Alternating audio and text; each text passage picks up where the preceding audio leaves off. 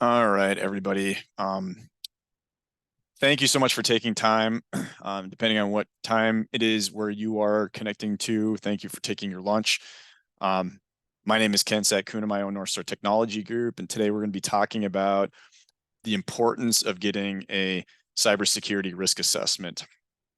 Um, so why are you here? I'm sure that there's various reasons that you are coming. Maybe it's because you know a business that had a data breach. Maybe you have some compliance needs that you are interested in shoring up. Maybe you're going through the process of either getting or renewing cyber liability insurance, or maybe you're just trying to figure out where to start, right, to protect your organization. And it all starts with a cybersecurity risk assessment. Like I said, my name is Ken Satkunam, and I own North Star Technology Group, and we are a leading IT managed cybersecurity company. We help organizations of all sizes all across the United States help protect their reputations and their information from the bad guys. We've done cybersecurity risk assessments in nearly 28 different states between North Star, our parent company, and our sister company, Due North Information Security. I am a co-author of a book coming out to both in print and Amazon Kindle called Cyber Attack Prevention. My chapter specifically focuses on healthcare and compliance, but the entire book is made up of 10 or 12 other authors talking about different areas of how to protect your business and prevent cyber attacks. We have just recently been named the face of cybersecurity for Fargo Inc. magazine, and we have a team of very, very, very talented and experienced engineers throughout several states, including North Dakota, Minnesota, Montana, Colorado, Pennsylvania, and North Carolina. And we work with a lot of organizations helping protect their information and reputations. I do want to say that we will be giving everyone an opportunity to book a strategy session with us after. You're free to consume all of this information for free, but if there is some stuff that you would like some help with, I will give everybody an opportunity to book some time with me, and we can kind of talk through that and what that means to you. So what are we actually going to talk about today? Well, obviously, the purpose is cybersecurity risk assessments, and so we want to talk about why those are important, why your company really needs one, and even if you've had one recently, why this is an important thing to continue to do, right? As changes to our threat landscape are introduced every single day. We'll also be talking about the typical timeline to do a cybersecurity risk assessment, what you should expect, how long it should take, some of these items. And then finally, what will be the very next step to get your business covered and mitigate some of that cybersecurity risk? Because often these produce a lot of information, maybe dozens and dozens of issues, right, with your protection. And so how do you prioritize those things? Um, so uh, why would you use us for um, a cybersecurity risk assessment? Well, we let's step back a little bit. So around 2020 during COVID, we had an amplification, right, of the threat landscape, right? Things just changed, right? We saw just a huge spike in cybersecurity breaches, incidents, and I think a lot of that was driven primarily because a lot of people were making a mass exodus from their office back to their homes.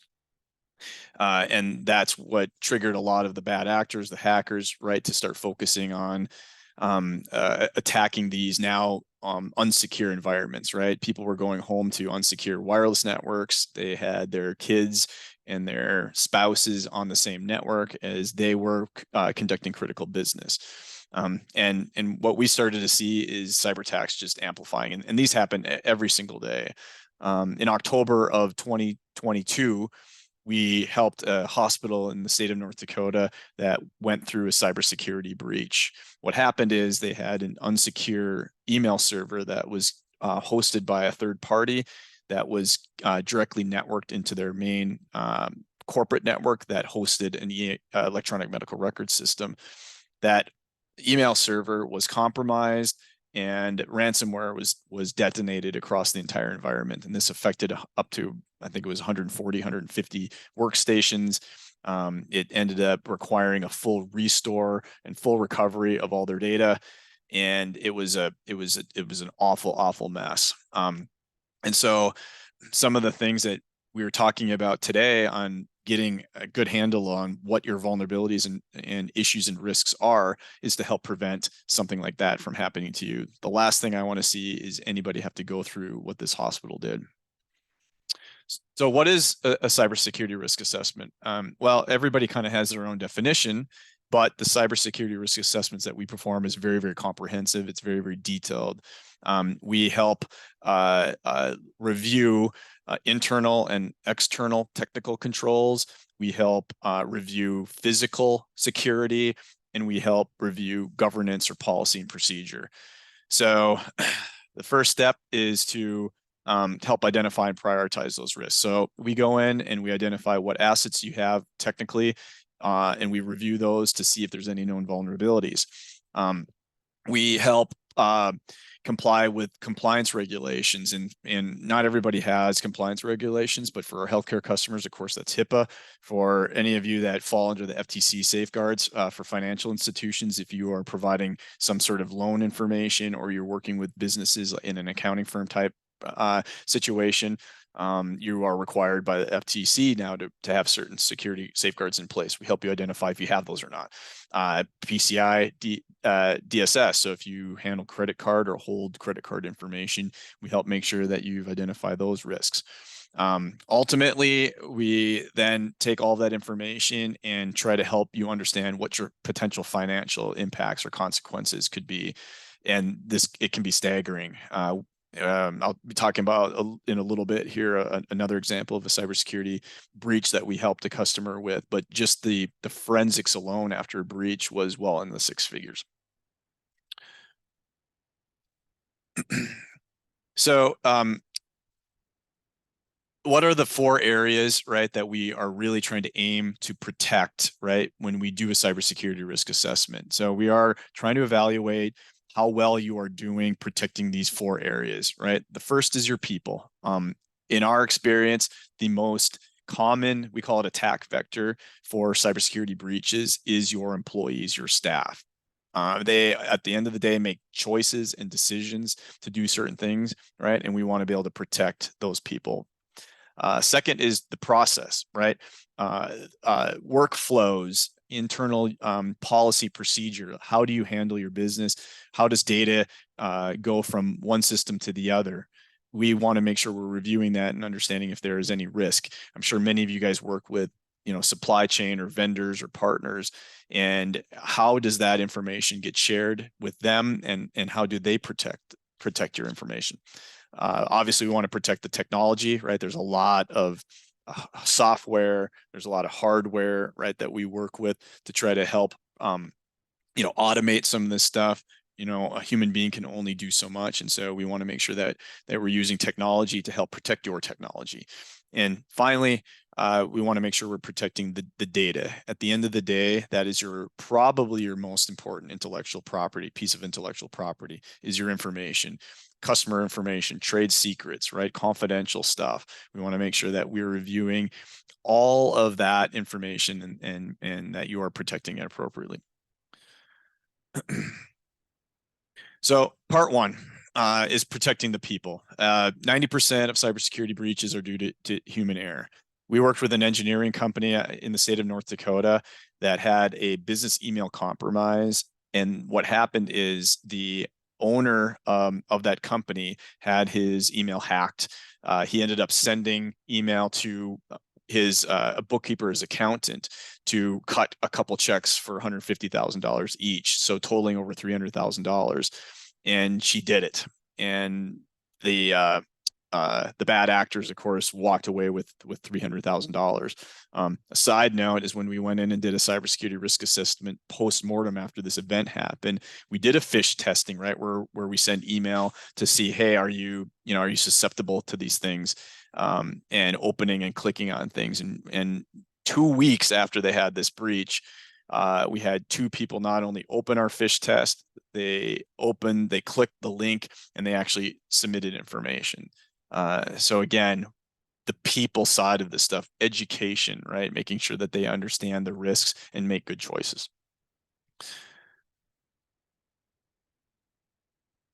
Second thing, of course, is process.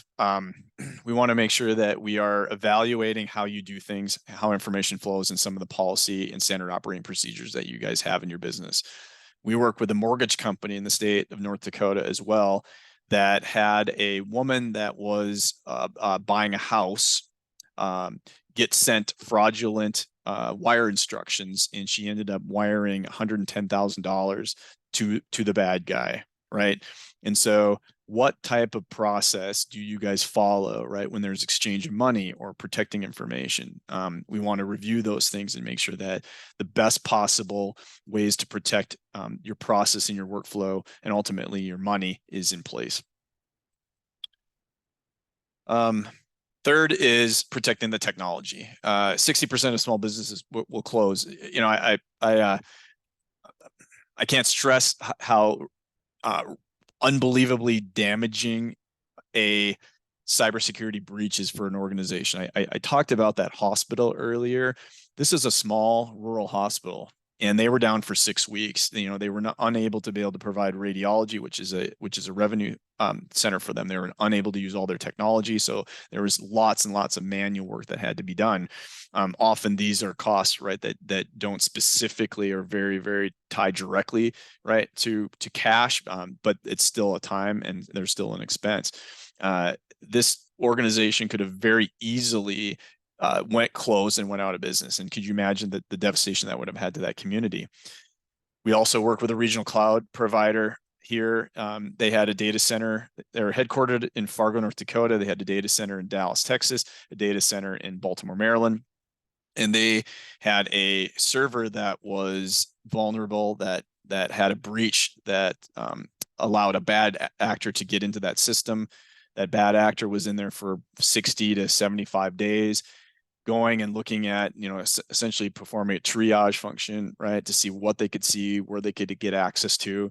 They ended up going laterally between the data center in Baltimore to the data center in Dallas, and were able to find the backups for this provider. Then they detonated ransomware that affected not only customer hosted servers, right, with key critical line of business applications, but it also infected their backups. And when that happened, there was zero chance, right, to do a recovery. The only option for this company was to pay the ransom. We worked with a company called Coveware to go in there and help negotiate. And they negotiated the ransom from like $240,000 down to $110,000 or $120,000. And that was $120,000 that cloud company had to front. Cyber liability insurance may pay and may reimburse you for that, but more times than not, you will be responsible for paying the ransom and then later go back and apply for reimbursement. Easily could have closed this provider. They had the right insurance. They happen to have enough cash, right, to pay that ransom and get their data back. But if you don't, what do you do? And finally, protecting the data. I mentioned this hospital, and I keep coming back to it because it was very recent and it was so impactful to the community. You know, the ransomware affected pretty much every computer at this location. And although they had a completely perfect and usable backups, it still took over 6 weeks to be able to even restore that, right? In beyond that, it's what data, right, is on those systems that we needed to restore or protect. In this case, it was, you know, PHI, personal health information, right? There's always PII, personal identifiable information. And so like we need to make sure that we're understanding what data you have and protecting that. So when we do a cybersecurity risk assessment, what is the general process? Like what does this actually mean? What do we do? Well, step one is we have a cyber strategy session, and that is where we kind of do a kickoff. we talk about who the key stakeholders are. That could be, senior leadership, it could be business owner, it could be director level in various departments that have information that is critical that we need to protect. And then we go through a process of conversation, and that could be some observational things, but a lot of it is asking your team how you handle certain situations, and we kind of determine whether or not that's the best way to do it or not. Once we get that completed, or even concurrently, we actually go in and we do the technical piece of that cybersecurity risk assessment. So that is where we run software. There's a little bit of hardware involved, but we run some software to scan the environment, right? It looks both from the outside of your network and the inside of your network, and determines across all of the technology assets that you own, are there any devices that have what we call known vulnerabilities? So we subscribe to a threat feed that helps keep this stuff current. And so we go and we scan against that threat feed of known vulnerabilities and determine, do any of those exist? And every single time there is a ton of stuff, right? Because, even if you resolve or remediate some of these vulnerabilities, the next month or the next quarter, new ones are introduced. We're constantly seeing new issues and vulnerabilities being identified. Once we take all of that information in, and there's going to be some things like we do phishing simulation testing, right? We do what we call a cybersecurity baseline assessment. So we get a sense of how susceptible are your people, right, for risk. We figure out how susceptible your technology and your process is, and then we present our findings. And this is a process that is usually very eye-opening for most organizations, right? Especially if it's been a while since they've done a cybersecurity risk assessment, or maybe they've never had one done. But this is almost always a very surprising conversation. Most organizations, or most leaders in organizations, don't realize the amount of risk, right, that they've been living with. But the good news is that it can be addressed, right? And so the final piece of this process is we identify what are the next steps, right, that you can take, whether it's, we helping you out with that, or your internal IT team. Everybody says, well, Ken, I don't need to do any of this stuff. I don't need to worry about this stuff, right? I have cyber liability insurance. And cyber liability insurance is an absolute minimum. If you don't have some sort of cyber liability policy, in addition to your errors and omissions, you need to go out and call your broker right away. It's the bare minimum.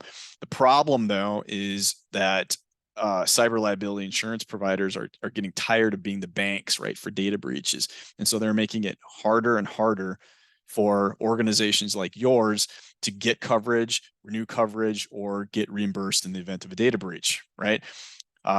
About a year ago, the typical, say, Travelers cyber liability insurance application was probably about 3 pages long. Today, it's 11, 12, 13 pages. Why is that? Well, cyber insurance providers now are understanding that more and more of these controls, right, these pieces for security, need to be in place, right, in order to dramatically reduce the risk of having a breach, and for them having to write a big check to you. And so what we want to be able to do is review your environments against, right, a common standard for that cyber liability insurance providers are now providing us. And most often than not all the required controls are in place. And the worst thing that you could do is tell an insurance provider that you're doing something regarding to cyber security when you're not, because if there is a breach and they end up paying, they're going to investigate it, and you're going to end up being, having to reimburse the insurance company back for that stuff. We want to avoid that. Sometimes, of course, you don't have the right coverages. I've been working with a cyber insurance provider partner of ours, and he's talking about how now a lot of the carriers are putting these active war clauses. Obviously the whole Ukraine-Russia thing is kind of triggering some of this stuff, but imagine a ransomware gang, right, that detonates ransomware in your business, and your insurance provider comes back and said, well, no, that's because of active war, and then they don't reimburse. We're still trying to clarify all that stuff, but at the end of the day, we're trying to put you in the best possible position to avoid having to have that call to your insurance provider anyway. definitely, this is something that IT departments could help you with. But what we've found is it's very, very helpful, right, to have a third party perspective of your current risk. That's why there is such a thing as external audit, right, in most organizations. So where do we go from here? Well, certainly you can piece this together. You can do this yourself, right? I've given you all the tools that you should be checking for, and utilize your IT department to do that stuff. The option is to do that, or you can partner with a qualified team of professionals like NorthStar.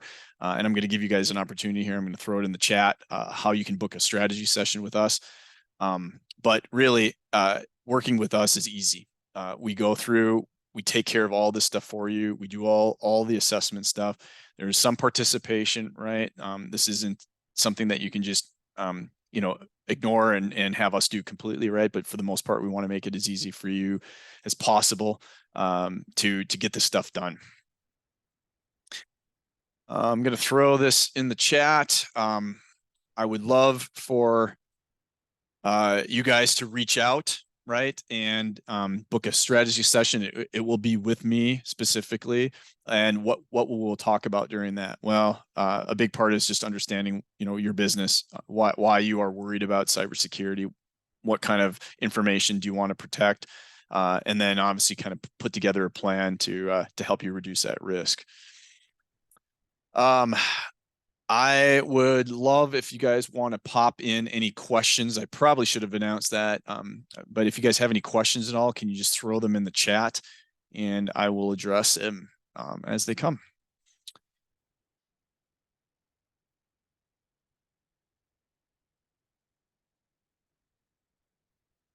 And I'm going to bring you back into this. Can you hear me? Yep. Excuse me. Yep. Can you hear me okay? Yeah. Yeah.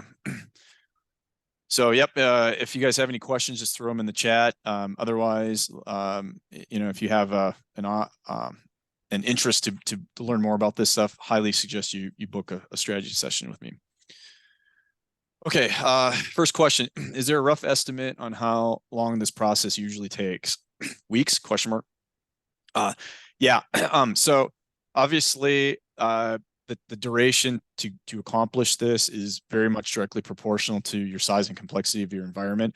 If you are a 10 location, 5,000 employee environment, that's going to take significantly more time, right, to understand, process, people, data, and technology than if you are a five employee shop. But generally, we want to be able to complete most of the tasks, right, within 2 weeks. Sometimes that could go out to 4 weeks, right? And often, of course, the feedback I get, well, that's a lot of time, right? But it takes that amount of time just to help understand the susceptibility, right, of staff, just to have that opportunity, or even be able to get a chance to review and talk to all the leadership. But it may take up to a month. Common question: how much does an assessment cost? Again, it is, that depends, right? But generally, a cybersecurity risk assessment, a baseline cybersecurity risk assessment, starts at about $1,500, $1,500, and then from there it's a little bit more, depending on the amount of people you have and the amount of locations.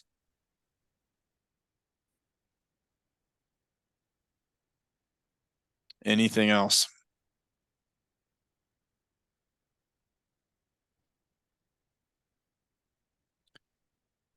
I think we had 30 minutes blocked for this, maybe an hour, but we're right on the dot for half an hour, and you can get back to your cheeseburgers and salads. Give a little bit of lunchtime back. Yeah. Yeah, the only thing that I can say, right, is get this done. Whether you do it yourself or you have somebody help you with this, the impact, right, of understanding, what could go wrong when it comes to cyber, right, and data breaches and incidents, is worth the time and the investment into it. And honestly, you probably won't be able to get cyber liability insurance renewed here in the next couple of years without it. So Hope's got one more question that says, do you offer employee training without an assessment? So, uh, that's a yes and no, right? I mean, we have a several sets of services, right, that directly relate to reducing the most common risks that we find when we do a cybersecurity risk assessment. And of course, cybersecurity awareness training is a big one, because people, again, are 90% of breaches are initiated by someone making a poor choice. So we do have that. I still strongly recommend going through the exercise of doing a cybersecurity risk assessment first, because you're essentially picking one piece of several that you probably are going to need, right? In order to be able to protect your environments. Awareness training is one of them. You've got, endpoint security, you've got server security, you've got cloud security, you got protecting your data, you got protecting your people. That is one item, but understanding holistically what all of your risk is across the organization and understanding all of the tools and the process available to protect it, I think is useful.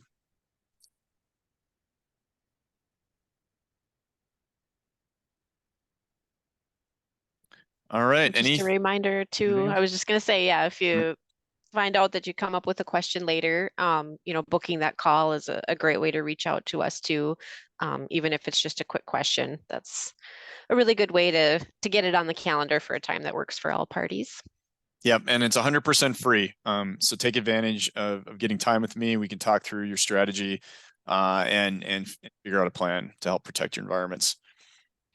And this call will be recorded, and we'll be sending it out as well. So I expect to see that probably from Amber. Yep, we'll make sure to get that out to everybody. All right, everybody. I appreciate your time, and commitment to your organizations. And again, feel free to reach out whenever you can, and we will talk to you later. Thank you, everybody. Bye. Thanks. Bye-bye.